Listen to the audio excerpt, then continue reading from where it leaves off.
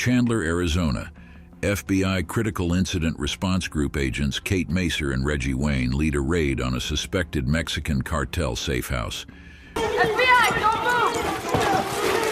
Get down! Get down! We're the hostages! Where they discover dozens of decaying corpses in a booby trap that kills 2 policemen.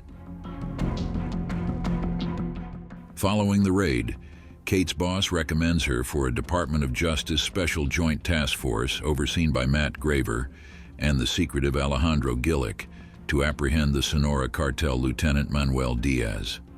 Assured that the task force will bring Diaz and those responsible for the safe house incident to justice, Kate joins. I'll volunteer. The team travels in force to Ciudad Juarez, Mexico, to extradite Diaz's brother and henchman, Guillermo Diaz. To preempt a possible ambush, the team kills several suspected Mexican cartel gunmen, shocking the conscientious Kate.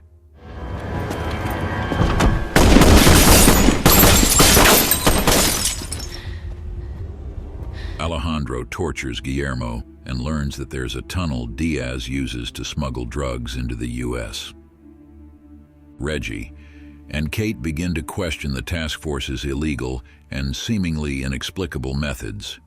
Finally, Matt reveals that the objective is not to apprehend Diaz as originally suggested, but to disrupt his drug operations to such a degree that Diaz will be summoned back to Mexico by his boss, elusive Sonora cartel drug lord Fausto Alarcón.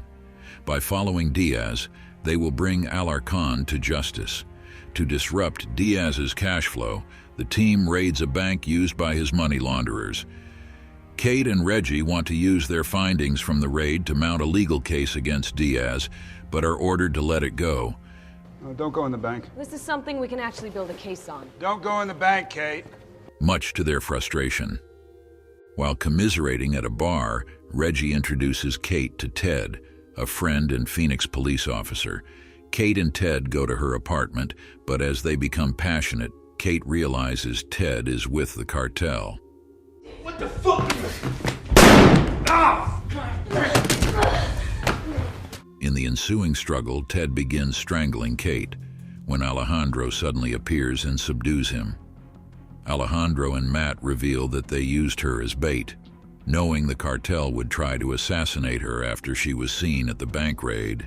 Alejandro and Matt torture Ted into revealing the names of other officers working for Diaz. They soon learn that Diaz is being recalled to Mexico as they hoped. Kate questions the good news, pointing out that they have no jurisdiction in Mexico.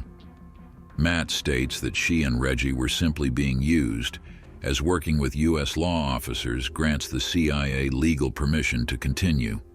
Angered, Reggie advises that he and Kate leave the task force, but she insists on joining a task force raid on the tunnel to learn more about the operation's true nature.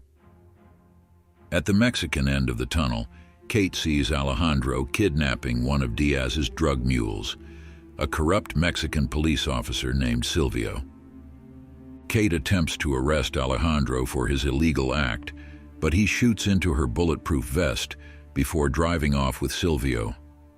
Realizing that Alejandro is operating illegally with the task force's support, and that there was never any intention of bringing Alarcón and Diaz to justice through legal channels, Kate confronts Matt.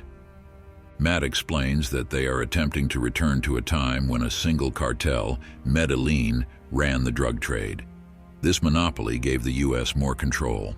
Alejandro, who worked for Medellin, was brought on to topple the Sonora cartel by assassinating Alarcón, thus reducing cartel competition. Alejandro's own motive is revenge. Alarcón had ordered the murder of Alejandro's wife and daughter. In Mexico, Alejandro forces Silvio to drive him to Diaz, kills Silvio, and forces Diaz to continue to Alarcón. Reaching Alarcón's estate, Alejandro kills Diaz, all the guards, and the entire Alarcón family. Alejandro appears in Kate's apartment and forces her at gunpoint to sign a waiver legitimizing the operation. God. You would be committing suicide, Kate.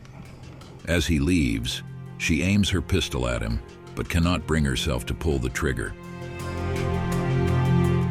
In Nogales, Sonora, Silvio's widow watches her son's soccer game.